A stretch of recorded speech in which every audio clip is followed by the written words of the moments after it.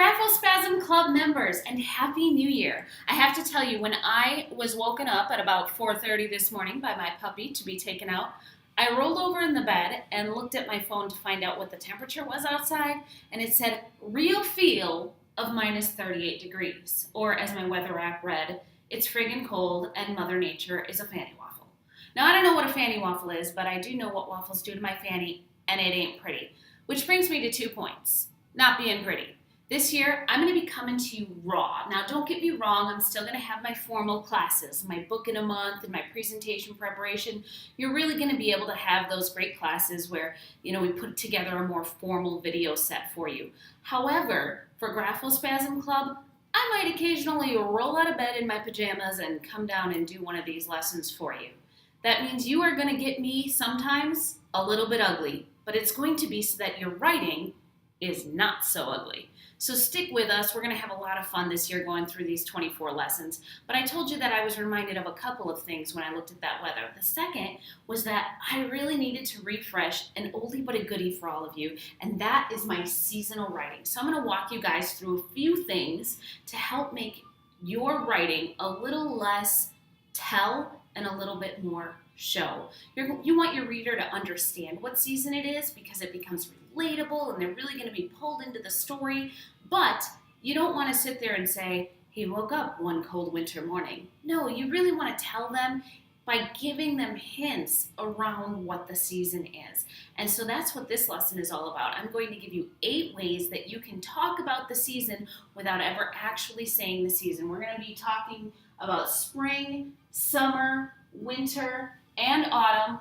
I know I wrote winter and autumn backwards. That's part of the whole I'm going to be raw anyway thing. I wrote them wrong up there and I decided to just keep it.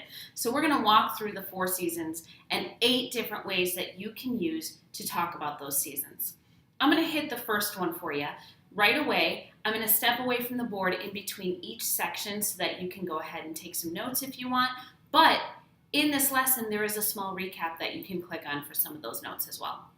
So the first thing that we're going to talk about is one of the most common ways that writers use to talk about the season, and that's the weather, of course.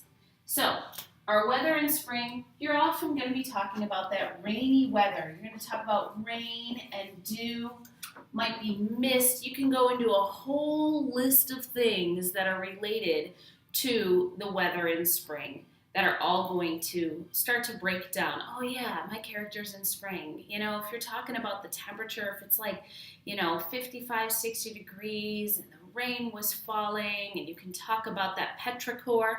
Petrichor, by the way, is that word that you're going to learn to love as a writer. It means the smell after the rain. So when you're really talking about that, people are automatically kind of brought into spring. They're getting that spring feeling when you're talking about the weather. In summer, of course, we have the humidity, the heat.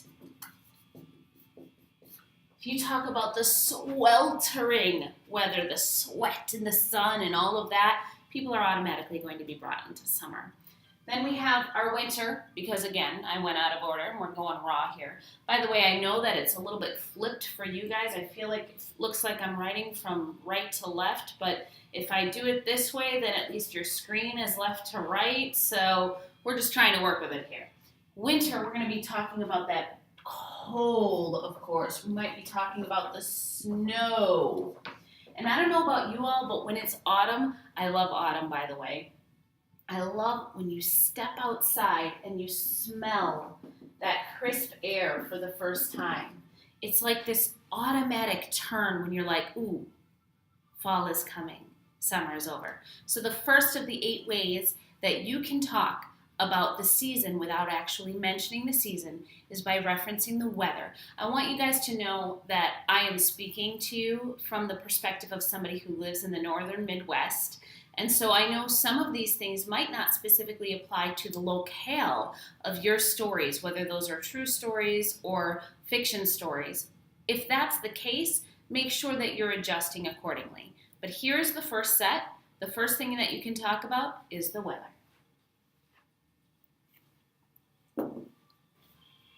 So moving right on, the next thing that you're going to be able to talk about in order to talk about what season it is in your stories, you're going to be able to talk about the foliage.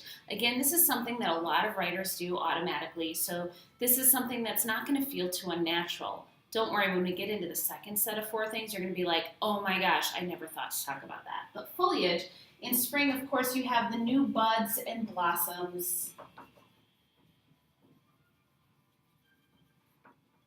In summer, you're going to have everything in full bloom. So you might want to talk about the vivid colors on those flowers. In winter, it's bare branches, right? Everything is dead or gone or waiting, except for maybe the evergreens. You might want to talk about the way the snow hits on those evergreen branches. And then, of course, in fall, we have the fallen leaves.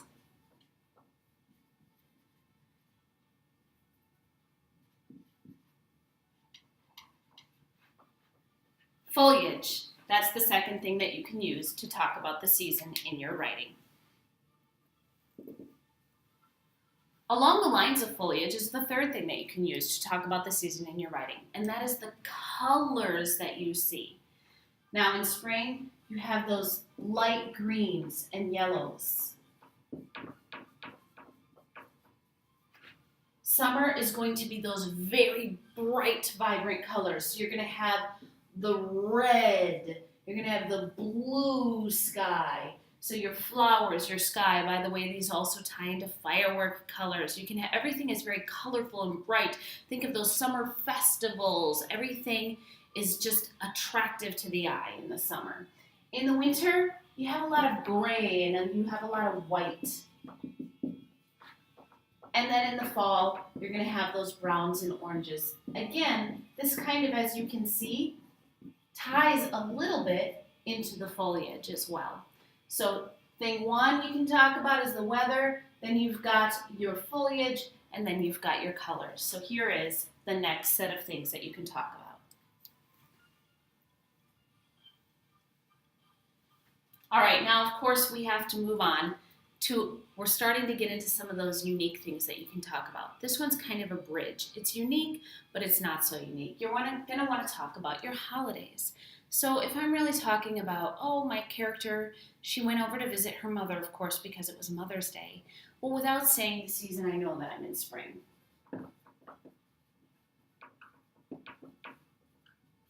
You could say the same for Easter. You could say May Day. All of these different things that are going to imply spring without actually saying, you know, one spring day she went over to her mother's. No, it was Mother's Day. So summer, we're going to talk about Independence Day.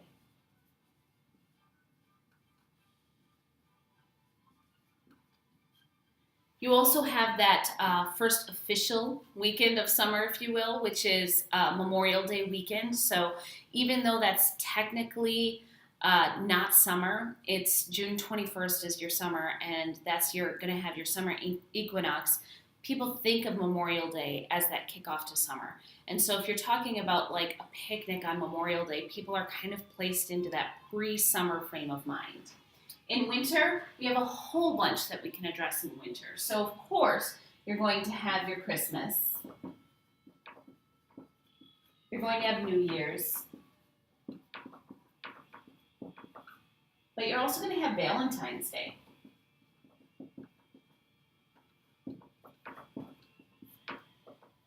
By having Valentine's Day in there, you know, us Northern girls, we can all relate to each other. There's nothing like having the most loving holiday of the year fall on one that it is like sloppy, slushy, yucky outside.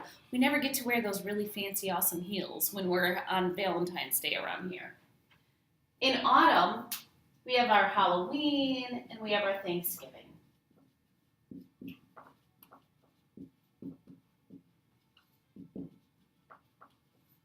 Here's the next set of things you can talk about.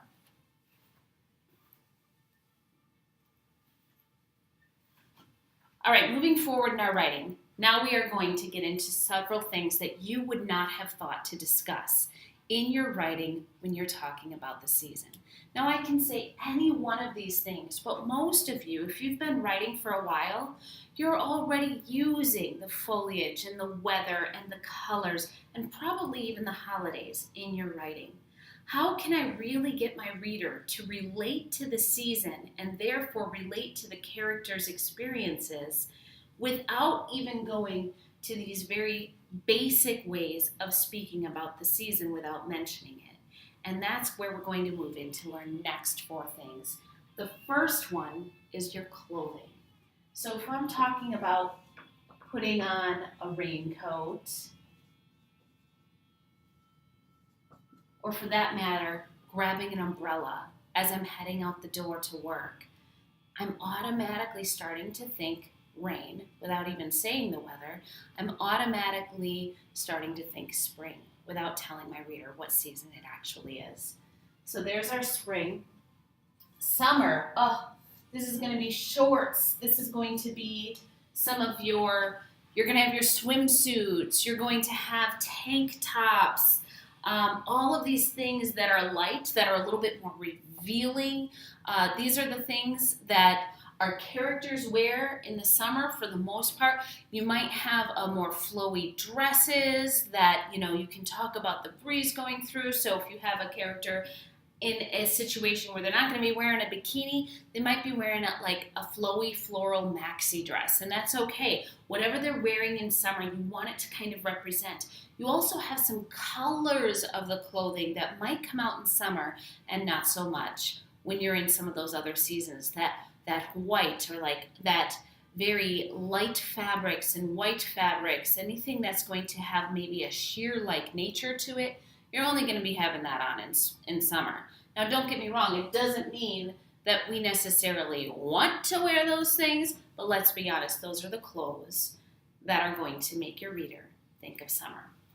Now, winter, we have those very heavy things. So you're going to have your coat as opposed to like a light jacket, which would fall in autumn. A light jacket could also technically be spring. You're going to have maybe your sweater in autumn instead of the coat. You're going to have also, you might want to talk about the scarves, the gloves, all of those winter items in your winter. So clothing is the next thing that you can talk to your readers about in order to tell them what season it is without mentioning the actual season. Here's one of my favorites. We're going to talk about the food. So the food that we eat tells us once again what season we're in. Now, what that food is, it might change based on your locale. It might change based on the nationality of your characters. We just finished Christmas here recently, and we have a few friends whose native country is Mexico, and they made tamales over Christmas. This was a huge family event, and I ended up discovering, and I feel kind of silly that it's taken me this long to realize it, but that's a very common Christmas tradition in Mexican families, is to make tamales over the Christmas holiday. In my family, it's not tamales, but we definitely have some things. We make chocolate truffles every year in the Christmas season. Now, those are different things. You could talk about making the cookies, but let's talk about some just general food ideas. Again, I'm speaking to you from a really basic position so that you're thinking about what are you going to do with your seasonal writing that you can apply today. So in spring, oh my gosh, it is detox season. We want that salad. We want those berries. Everybody is thinking about getting ready for those swimsuits and shorts we don't feel like wearing. So therefore, we're starting to eat those lighter foods, those foods that are healthier and fresher. In summer, it's all about grilling out. We have hot dogs. We have burgers. We have all of those foods. You can have that charcoal smell in the air. A sensory lesson, by the way, is a totally new thing that we're going to be teaching you guys not too long down the road. We're going to be teaching you the 5x5x5.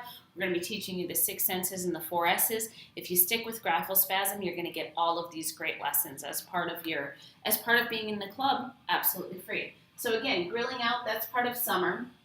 Winter, this is going to be your roasts. This is going to be your soups.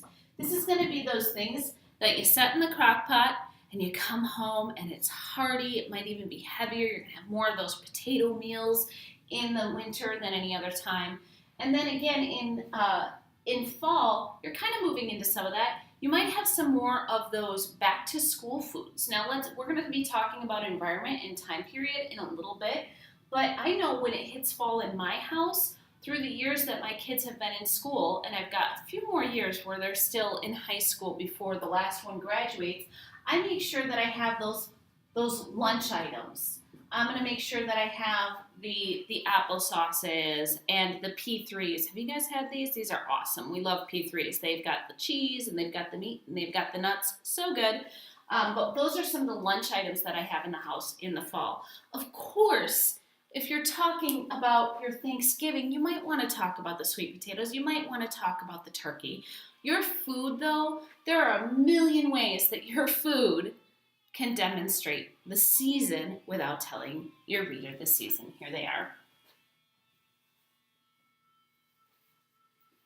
So we've got just two things left. I'm going to hit the next one, which is activity. Your activity is going to be able to match your season. Now, you could cover a number of different activities. If you're talking nature, you might want to talk about bird migration or the time that your dog is shedding his coat. It's spring. Oh, I know this. There are different types of activities you can talk about.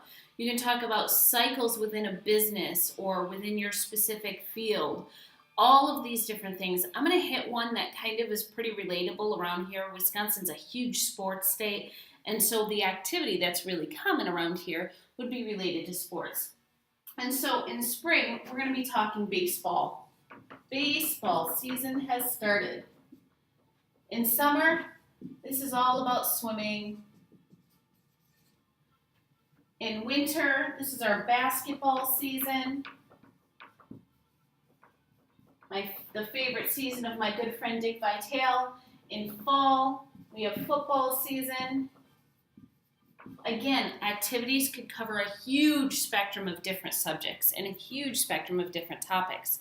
When you attend our live write-in, which is going to be in March, we're going to really dig into each of the 6 Graphospasm lessons, and activity is one of the 2 areas that we're going to dig into when it comes to seasonal writing. The other is what's coming up, but I'll let you take a look at this board first.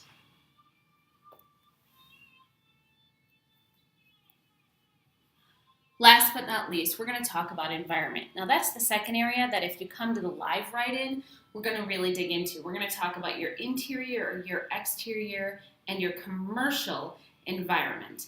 But in the case of today, we're just going to kind of give a really basic idea of each one. So I might jump around as I'm trying to remember things here. In winter, part of the environment might be those living room fireplaces. Dead pen. I wanted to change colors on you guys every time, but instead I'm going to have to go to a repeat here. All right, so we're going to talk about living room fireplaces.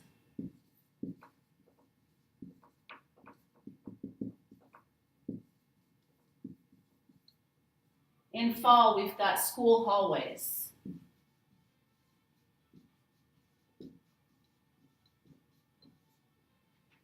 In summer, we might talk about the hot dog stand. That's part of the environment. And a spring environment. Sorry, see, this is me being raw with you guys. I'm trying to think of a good environment for spring. Let's talk about, let's think about how the swimsuits are coming up. What about the swimsuits in the department store? So I've tried to mention a few really different types of environments here too. Again, when we do the live write-in, we're really going to dig in on what are interior environments, what are exterior environments, and what are commercial environments. You're going to see in the sample that's included today that has a recap and a little bit of a list of some of the different things that you can have. I probably used some different words. I don't remember exactly what I put for each one, but this is a commercial environment. Seeing the swimsuits are appearing in the stores. Although, to be honest, even though I put that in spring, sometimes I see that in like February. I want to cry. So, swimsuits in the department store. You're going to have your hot dog stand. That's an exterior environment. Living room fireplaces. That's an interior environment. School hallways. This is almost a fourth. It kind of goes beyond commercial to a public environment. So public is going to be any of those buildings that are like government or official we're any kind of a business. So you've really got 4 areas. So you've got your interior, your exterior, and your commercial. But when we talk about it at the live write-in, we're going to talk about how commercial is really that commercial as far as government, as well as that commercial as far as business. So we actually have all 4 of the different types of environments represented here. So I'll let you guys take a look at that.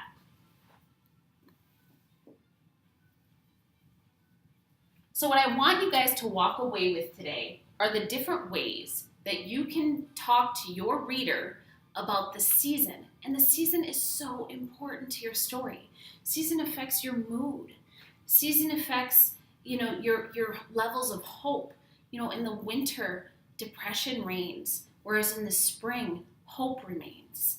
And this is a total factor to your story. It's going to be a factor in how your characters react, how they act, how they speak. It even affects how they move and what they're thinking. So it's really important to bring that season into your story, but you can go beyond just saying it's spring, it's summer, it's fall, it's winter. I put autumn up here. Fall, autumn, I'll be honest, I think both words are fine. It's going to depend on what you feel fits your writing. So those different ways that we talked about include the weather, the foliage, the colors, the holidays, the food, the clothing. Then we talked specifically about activities,